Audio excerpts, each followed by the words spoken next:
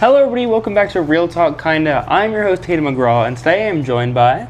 your other host, Griffin Murray. And today we are... on video? What? We finally decided to switch to video, I think. They finally deserve to see us. Yeah. See us talk about this. We've had, great response to our audio. People really have been watching. First off, people have been watching.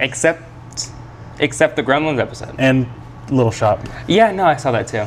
Also, by the time this episode that you are currently watching comes out, Little Shop will be posted on Spotify. Oh, really? Still is not on Spotify. You know what? And Ghostbusters it won't be either unless I go and fix it. So yeah, there you go. But if you didn't, we have not posted Ghostbusters yet. But if you didn't listen to that episode, I highly recommend checking it out. It's honestly I think it's a pretty good episode. It turned out pretty well. We talk about Ghostbusters a lot throughout the episodes, so I feel like we kind of touch upon some of the stuff again, but we go over it more. But today we should actually get into what we are covering. Yes. Although they already know they clicked on this. It's in the title. It's in the title. It's on the title. If you notice, now that we're in video, we decorated a little bit. If you didn't notice up here, we got the Maitlands and Beetlejuice because today we are obviously covering Beetlejuice. Oh no. Okay, we probably should stop because we can't be starting off that way. Because you said Beetlejuice 3 times. Yeah, that's a joke. So normally you all probably know this because everyone's huge, super fans of this podcast. Yeah, I know you're all wearing our merch and everything, right? Yeah, we made merch. We normally record. They could be by the time they're watching. If they're watching this in the future. We normally record in Hayden's room. And this is actually Hayden's room, so you can see. This is my room. Obviously, basically. By the stripe and the Gremlins 2 poster. I don't think that gizmo's in the frame, but if it is, there's a gizmo up there. There's a gizmo up there on a dartboard. If not, then you sorry. Just imagine it. Imagine it. Think about it. Take a second. You done? See, and then I saw it. See, now you're done. I don't know what to do with myself. I keep looking off that way, I feel like when we start talking, it'll. Yeah, because over here. I haven't talked yet. Well, I mean, I know. That was bad. That was just. But if you guys like the video format, let us know first of all. By the time you get to the end of this, I guess. But yeah, today we are covering Beetlejuice and probably the sequel that came out. Probably, yeah. For me to even talk about where I got into it and how I got into it, I have to talk about his musical. That's a big part of why I enjoyed it. It was always one of those classic movies, those old movies that everybody would mention, but the musical really popularized it. Yeah. And then the movie has now further cemented it. You walked into stores years ago, there was no Beetlejuice stuff anywhere. And now it's everywhere. That is my big thing. If I was a Beetlejuice fan, there's no way I could buy it all. Right. Gremlin stuff, I can reasonably buy a lot of that stuff because it's not that common. But it feels like it's crazy. They just keep bringing out, and with this sequel, obviously they brought out new merch, but it just felt like they just kept. It finally is getting that recognition that I feel a lot of the franchises before it and around it kind of did. Jurassic Park's always had merch, Alien stuff like that. Literally looking around here, Friday the 13th. Nightmare on Elm Street. But it's you didn't see Beetlejuice included into a lot of these until... Chucky. I'm just going to keep naming stuff while you talk. Until recently. So, it is weird how fast it grew and how much it ballooned in popularity. Yeah. I don't even know where it almost had to have been the musical kind of being on TikTok and that's what I remember. I would hear it, the Beetlejuice, that thing, and that was a big trend. And I remember being okay, so I listened to that song, and then that's kind of how I get into musicals. Is I listen to the one song that I've heard from TikTok, and then I know that part, and then I slowly learn the other parts around it, and then I slowly learn the whole musical, and then I'm okay, now I like this. Awesome. It's a slow process. It's I slowly infest my way throughout the soundtrack in a way. Slowly infests you. It does. It eats up all my life at that point. There was a time where if you got in my car, it was all that was playing was Beetlejuice for months, years, and still this day. Still, sometimes, yeah. Little Shop is a lot more popular in my car right now. When you get in there, She Yeah. loves that one. She loves that one? Yeah, The car? the car. Going off of the musical, it was a good way, because, like, I mean, Little Shop wasn't a, it was a movie first, or was it a musical? It was a movie first. It was a movie in the 60s first. Yeah. Okay. Then a musical. Yeah. Then But, remade into the... Like, I feel like that it wasn't, like, obviously they put work into it, but, like, it was almost handed to them to do the musical, because, like, the songs were already written, like, to do the stage, like, production. Well, the stage show came first. What? So it was the 60s movie, the black and white Little Shop. Yeah. Then they used that to they based the stage musical off that. And then they made the Rick Moranis one, the movie after that. Right. I forgot there was yeah. Never mind. Forget all that. I don't even know what I was saying then. But, like, a lot of times they'll do movie musicals, Yeah. and the story will change a lot. Yeah. Back to the Future. I got one song in, and they switched like 4 things, and I was like, I don't. But Beetlejuice does that, but they make a very Beetlejuice way of doing it, which makes it work. It's weird that... So, like, I didn't really quite know the story of Beetlejuice. Like, I knew the general senses of it.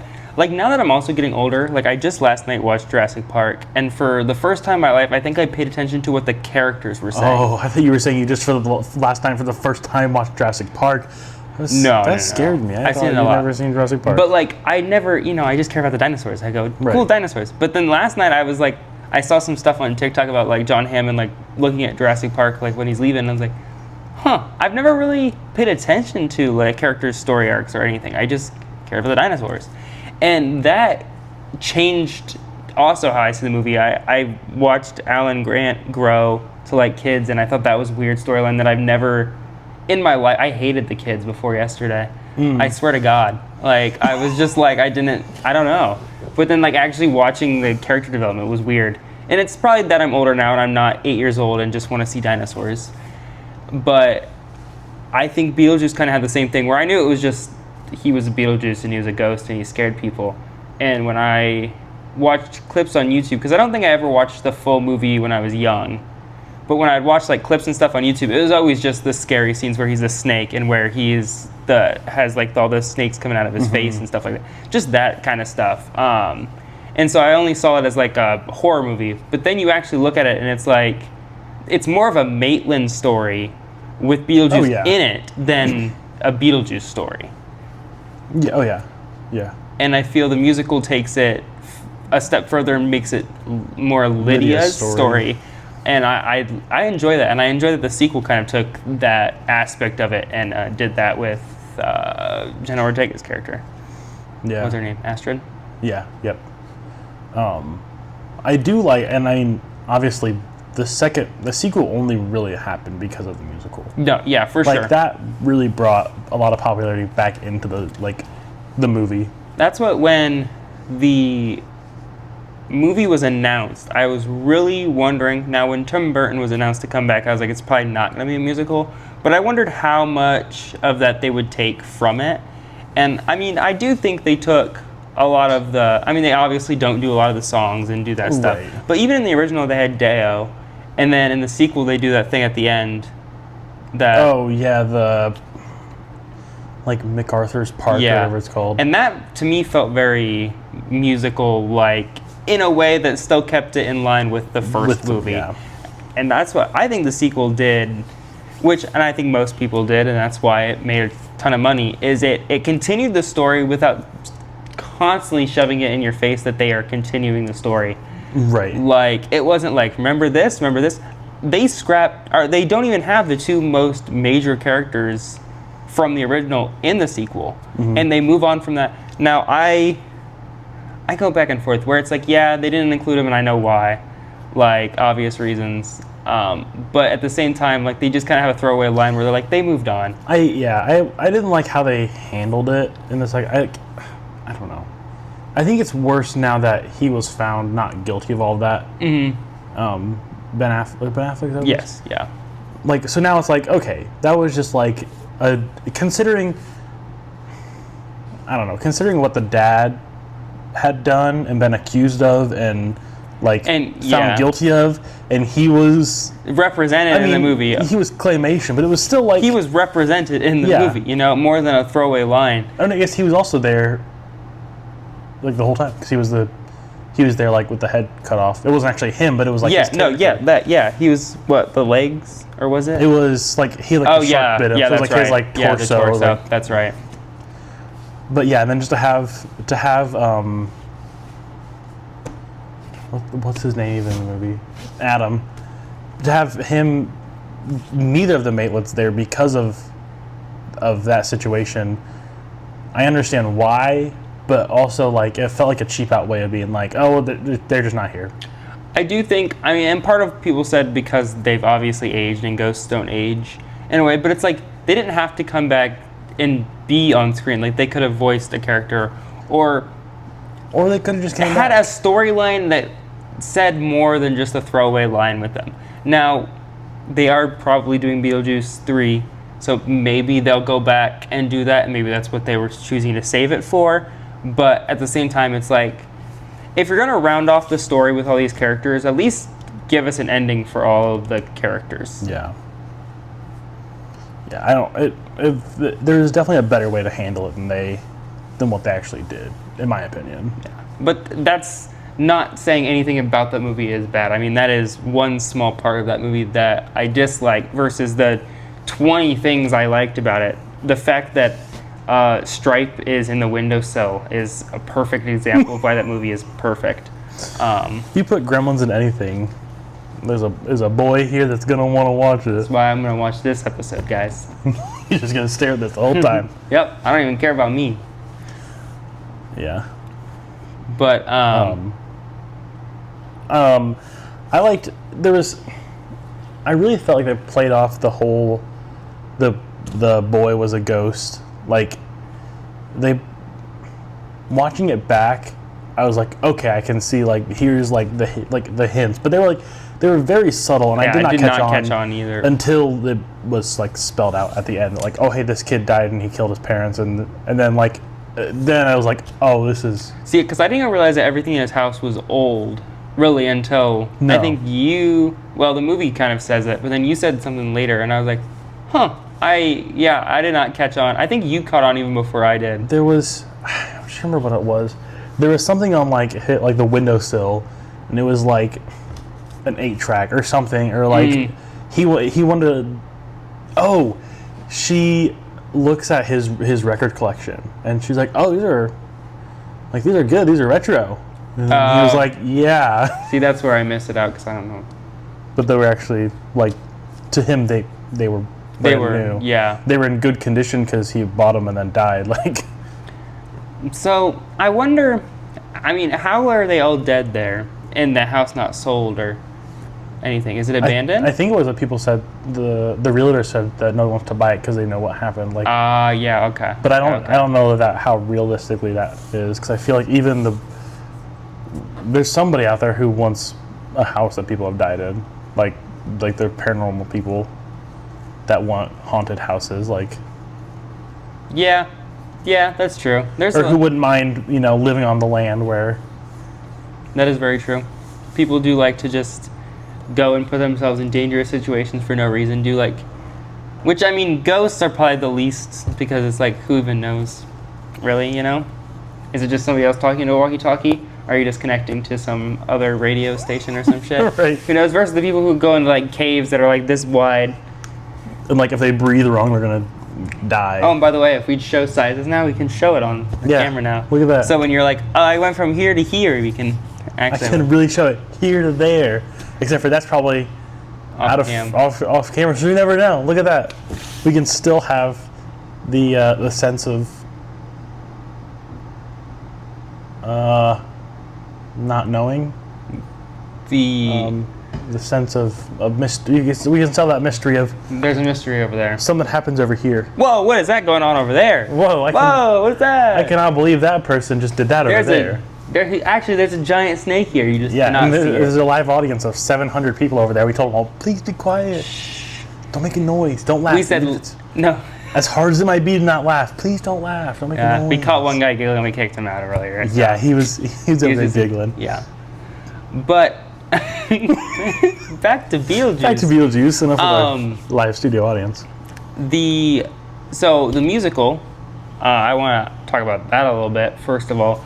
First, because, one, we met Alex Brightman. Did we talk about this on the podcast before? Probably, but we'll do it again, because I got some fun stories to say.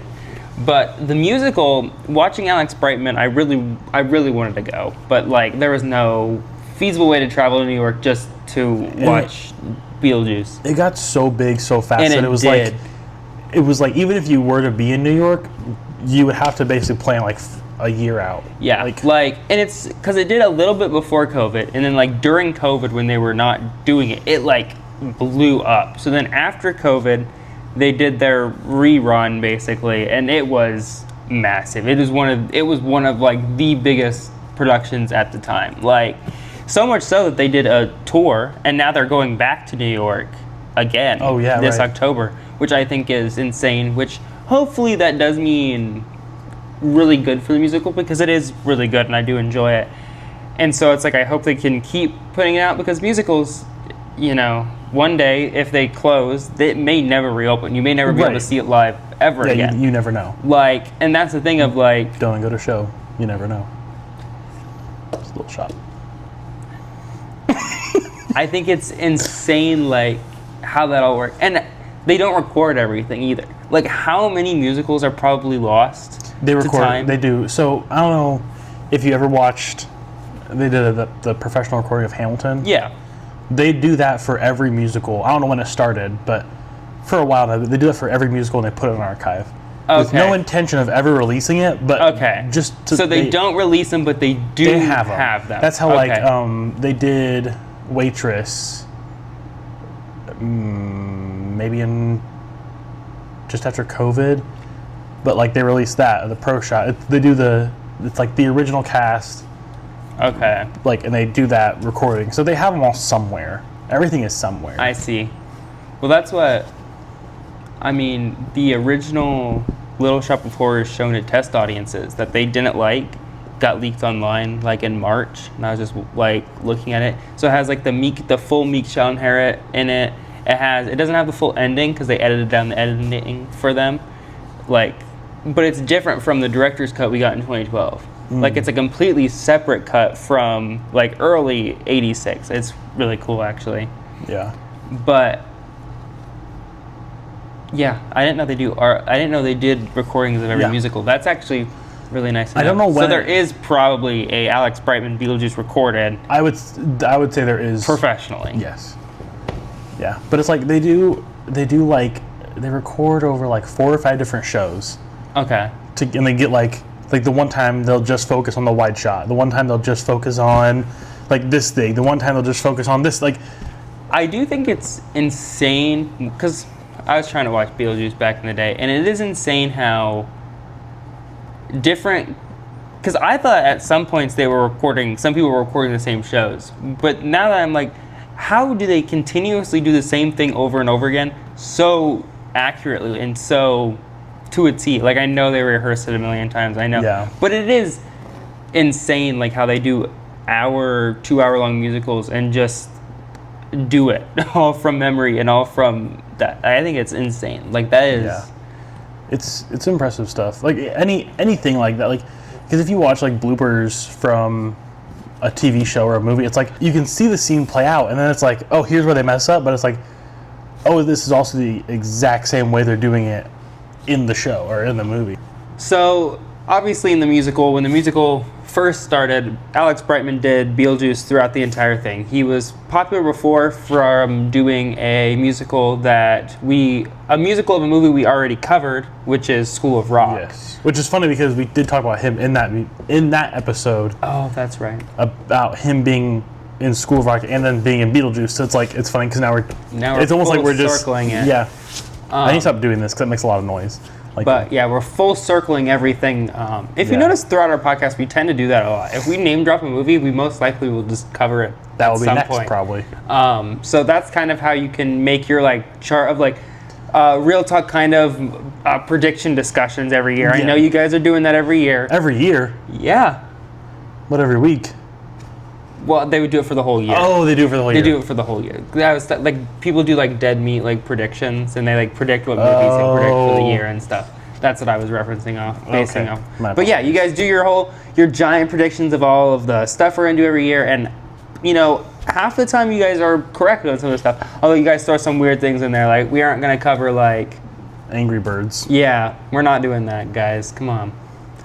I was gonna say Alice in Wonderland, but then I was like, we might. It might happen. We could. That's why I gave a little wink to Angry Birds. No, but when we met Alex Brightman, one thing that I had also seen him in, and one thing we mentioned to him, is that I really enjoy Impractical Jokers. You like Impractical Jokers too. So when we went up there, I was like, does anybody ever talk about the time you had to punish Q? And he's like, yeah, people always talk about that. Or, you know, people have always mentioned that. He's like, I would go from doing a performance, I'd get off stage, and then somebody would be like, you're the guy that punished Q. And I was like, okay. I was like, has anybody ever asked you about the time that you then were in bed? They had an after show of Impractical Jokers that I had watched just recently to then. And there's a scene where Joey Fatone, who hosts it, says something about like Alex Brightman laying in bed, and then they all go and like jump in the bed with him. So then I asked him about that, and he's like, yeah, no one has ever asked me about that. And that is one thing I like to go to conventions, and I feel like we talked about this in one episode also, is I don't like to just ask the same questions everybody asks. I don't like to just go up to Zach Galligan and be like, so are we getting Gremlins 3?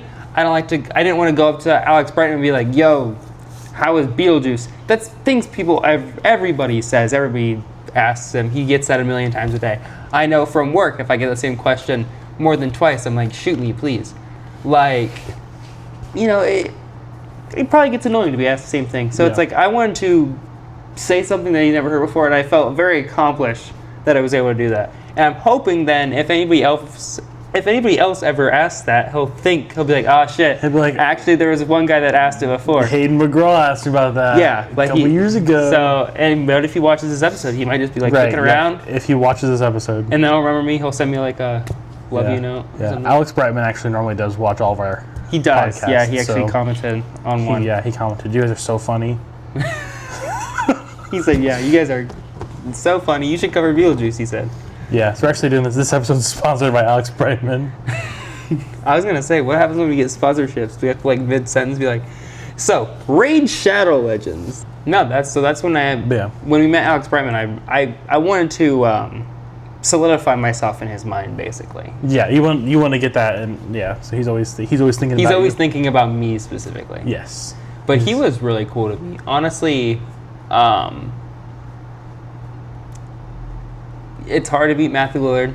It really is. Yeah. But I was like, I really liked meeting him. I was like, I wish his line was pretty long. And so it's like, his line was short, but it took a long time. But it took forever. And it's a good and bad thing. It's the thing of, that was like our first thing. So I was just anxious. I think we both were pretty like, all right. We were anxious for different reasons, I think. But I will say, what was funny is we were standing there, and I know of Has Been Hotel. I know that it's like the cringed popular thing, kind of. Not shitting on anybody who enjoys it. I'm just saying the outward opinion on it is like, what the hell is this? It's a, right? And so we were standing there in line, and everyone around us was dressed up as characters. I was like, what the hell is going on? I didn't realize that everybody in that row was Has Been Hotel people. Well, actually, right next to us was the guy that's the Living Tombstone. Part of the Living Tombstone was right next to Alex Brightman. Mm-hmm. But other than that, he is Has Been Hotel, isn't he? Yeah, they did music for Has Been Hotel, but they wrote a lot of the FNAF parody songs. Yes. Yeah. For anyone who doesn't know. I guess people don't know that. They also wrote the Overwatch. Oh yeah, I want to be Tracer. I'm already Tracer. Yeah. What about Widowmaker? That shit. Yeah, that's them too. That's them. So shout out to everybody who likes Overwatch, specifically Overwatch 2. Actually, they switched to Marvel Rivals now. Oh, really? Overwatch 2 is dead, dude. It fell off. It fell off, really? It really has. That's unfortunate. Well, you know what else fell off? A game that Beetlejuice was in called Multiverses. And that is also something I really wanted to talk about today. That, honestly, the idea of Beetlejuice being in a game was outlandish to me. The same thing kind of with the Gremlins, where they were in games.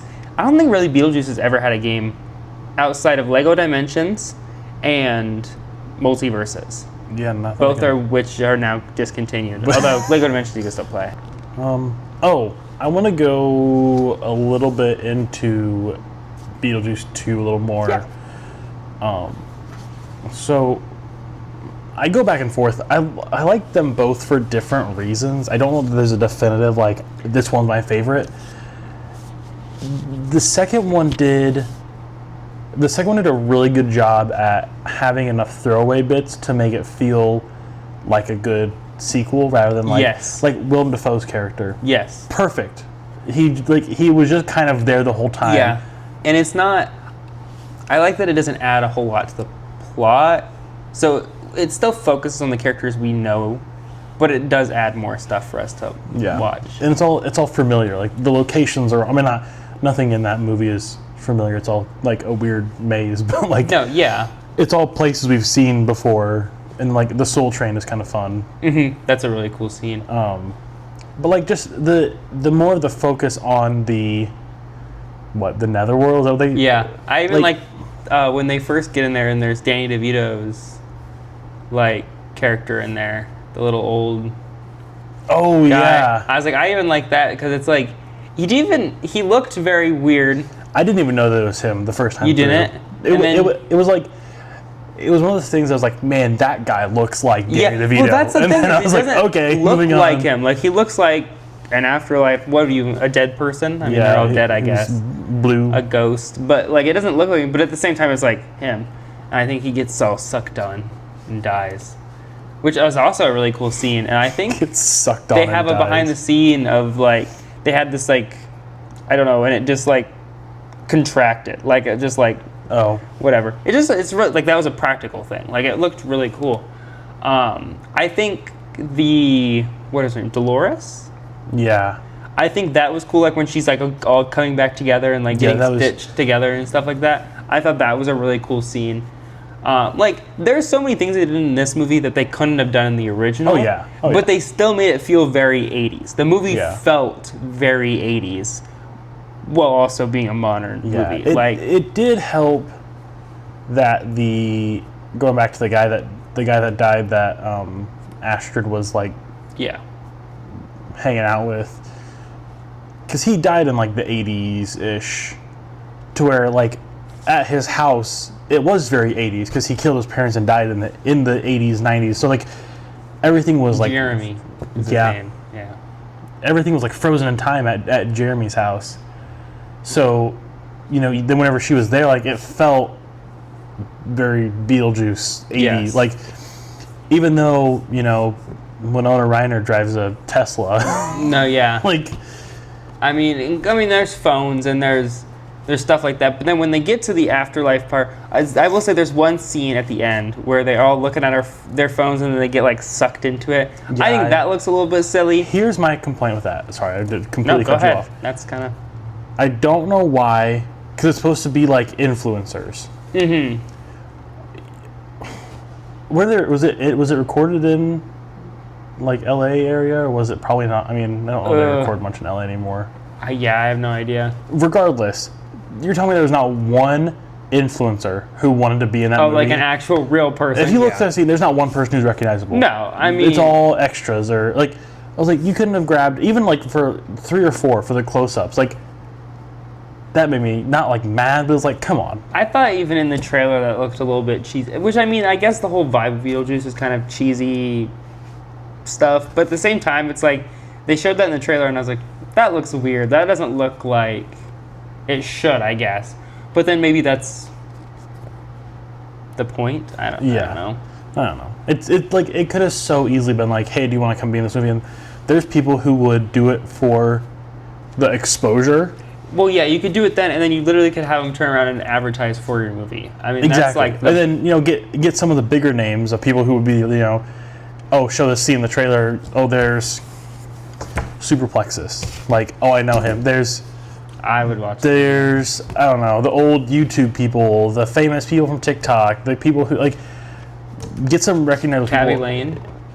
Who's that? Cabby, the shrug guy, the guy that never speaks. Yeah. He's in Fortnite. Yeah, get him. Mr. Get him in there. Beast. Mr. Beast needs to be in there. Logan Paul. Get some of those influencers that like people want to see more of. KSI, put him in there. But it's like, yeah, put a Feastables in there. Put a Lunchly. It's like, it's just a Lunchly just sitting there with a phone. But like, Beetlejuice is like, you want me to scare you? Pulls out a Lunchly. I like my cheese drippy, bruh. I like my cheese moldy. I like my cheese moldy, bruh. That was a fly. Should have talked about Karate Kid, am I right? Did you just grab that out of the air? I don't know, actually. I didn't, I mean, I hit it. Oh, nah, bro. I see it. But, like, just take that, like, it would, I mean, it would have cost money. Obviously, everything does. But it's like, they could have figured a way to not spend a ton of the budget on doing that. Exactly. Because I feel like there's people who would rather do it that way than... Fuck, call us an influencer. I would have done it for free, bro. Yeah, well, that was, well, they could have, that's not helping the point, because nobody knows who we are. Nobody knows who, not who we are, which is to say everyone knows who we are. Exactly. Joe Dante has liked my tweet, and I'm sure at some point Joe Dante has talked to somebody involved in Beetlejuice, or talked to somebody who talked to somebody involved in Beetlejuice, so they might know. Yeah. Long line, but we got it. Joe Dante's like, hey. They know me. Look at this tweet. They know me. But yeah, that was my only, like, my big, like, gripe with the movie was, like, they could have, it would have been so easy just to get anyone recognizable. I think so. I think Winona Ryder is, it's crazy how I didn't know anything really about her, and then she did Stranger Things, and she plays such a, like, worried mom. One thing about Beetlejuice is I knew Winona Ryder, and I knew Jenna Ortega, and I knew what characters they tend to play, of the worried mom that's just yelling all the time, and Jenna Ortega plays the dark girl that, you know, whatever. And I feel like in this movie, they don't play into that, either of those, like, roles exactly, which was relieving, I think. I think Jenna Ortega did an amazing job in this of not just being Wednesday again, playing a similar character, you know, because that's what Lydia kind of was like more of a Wednesday Addams type character. But she doesn't just do that again, even though she really easily could have. She was in the middle of filming seasons 1 and 2 of Wednesday. So I was like, at the same time, it's like you could just slip into that, but she doesn't. I think she stays away from that. She kind of keeps herself more grounded in reality while everything else around her changes. Like, because her life wasn't growing up around all of this stuff. Like, Lydia grew up in the, you know, how she acts. You know what I mean? Like, she was always like that, or at least for as far as we know from the film's perspective. But Astrid didn't grow up around that. Like, because she lived with her dad for a long time, right? And then her dad, like, died or something? I don't remember. I forget how it all works. But then they don't go there until later. I don't remember. Yeah, because her dad was like an explorer. Oh, and that's, then they go and find him. He's, I see. I remember that. I see that, yes. I seen it. I watched the movie.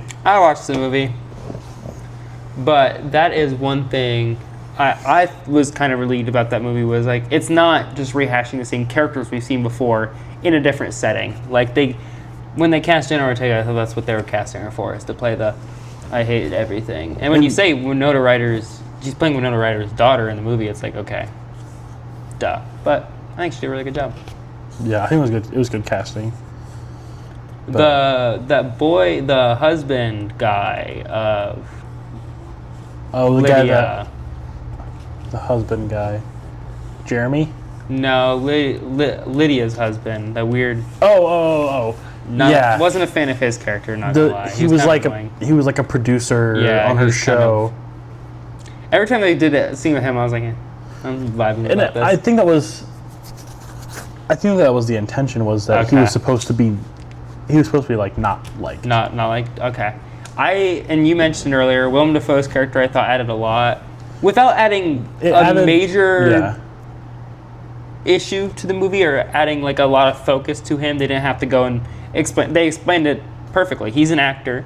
He's still in the ghost world acting. Yeah, he thinks he thinks he's this detective, but really he's just like an actor, stuck in his role. Yeah, like that's really cool to me, and that's kind of what Dead by Daylight did with Nick Cage's character, where he is acting as a character in Dead by Daylight as Nick Cage. I thought it was so funny whenever I downloaded Dead by Daylight and I was like looking through, I was like, oh, here's just Nick Cage as himself. It's weird. I think it's like a very meta take, and I think Beetlejuice 2 does that very well also. I like meta humor in movies where it's played seriously. I mean, Gremlins 2 is a perfect example where they don't point out, whoa, that's crazy. They just play it out. They just let you as the audience go, that's crazy. And they don't explain why it is to you. Right. I think that's a very cool thing. Letting the audience find the humor and stuff on their own. Yeah, letting the audience, because honestly, I think the issue... No, go ahead. No, you go ahead. The issue I think today with a lot of stuff is they need you to laugh at every joke. They want you to laugh at every single thing. So then they push it into your face. I hate drawn out jokes.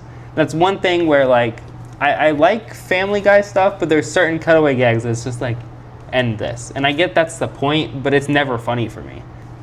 One of the reasons that I like the shows like The Office, Parks and Rec, Brooklyn Nine-Nine is because they have comedy, obviously, but there's no laugh track. Yeah. And you're able to find whatever you find funny, funny. So it's like they're not, because like I've seen, I'm sure you've seen them too, like videos of Friends. Oh yeah. Without the laugh track. Yes. Yeah. And it's like they play so hard into that to where it's like I prefer to have no laugh track.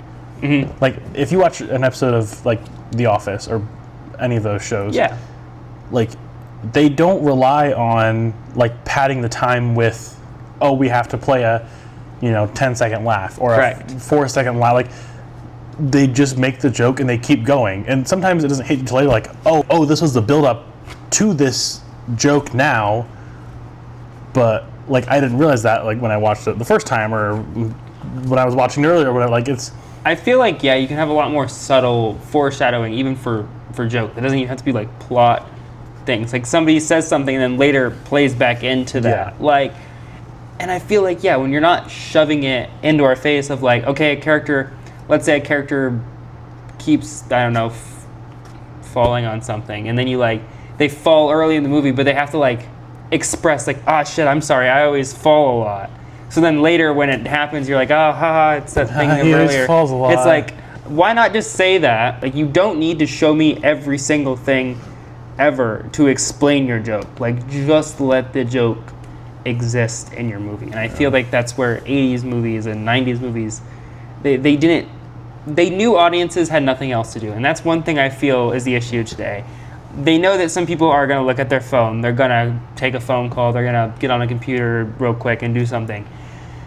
So they're going to miss a scene. So then you'll be like, why the fuck did that guy fall? Why is that funny? So when they explain it then, oh, I do that. You're like, oh, now when it happens again, you remember that. But back then, that's all you had is to watch that movie. Like, that's all you were doing. So they didn't explain everything because you were only watching that movie. You were there for the 2 hours that you were there. You weren't sucked out of it by a million other things that you are now.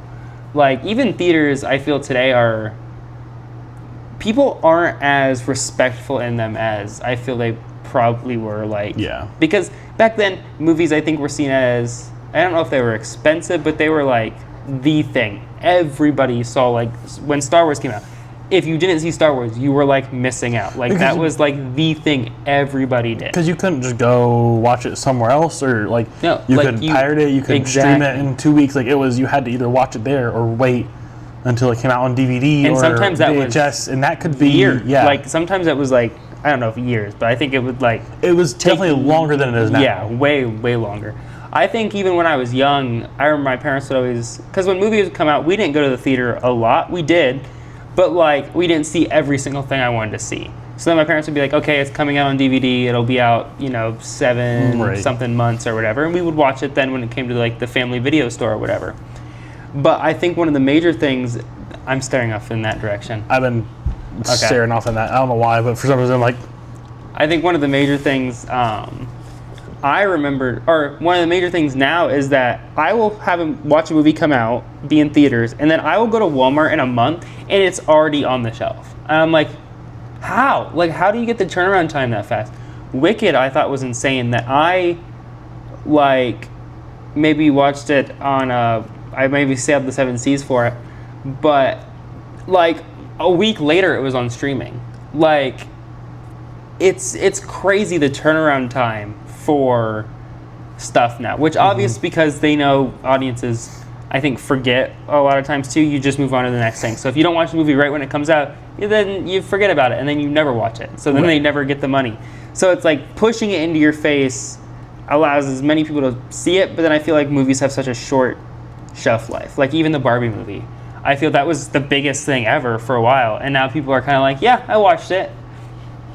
But it's like you don't feel that way about these older movies, and maybe it'll as that movie ages, it'll continue to be brought up and it'll continue to be talked about because I think it is a good movie, but at the same time, I feel like it doesn't have the same staying power as all these older movies did, like Beetlejuice, the topic of today's episode. The topic that we've kept on. Yeah. God, you ruined the whole thing. Target circle. So, thank you guys all for watching this. If you enjoyed the video format, please let us know. We hope to continue doing it. I was actually super excited to film today's episode because I thought being on video would be fun and more fun to edit than audio, but it might be harder. So if it looks weird or it doesn't seem like it flows, just let us know. We really could use feedback. It would really help us out a lot. And if you don't want to give it, then we're going to say we're perfect and we're going to keep doing what we want. And even if you give us feedback, we might just say we're perfect. Yeah. But I think that's it. I think that's it. Thank you guys all for tuning into this episode. If you enjoyed it, please drop a like, subscribe, follow, share it with your friends. Let everybody know about Real Talk Kinda if you enjoyed it, of course. If you didn't enjoy it, don't talk about it. But just leave it alone. If you didn't enjoy it, leave it alone.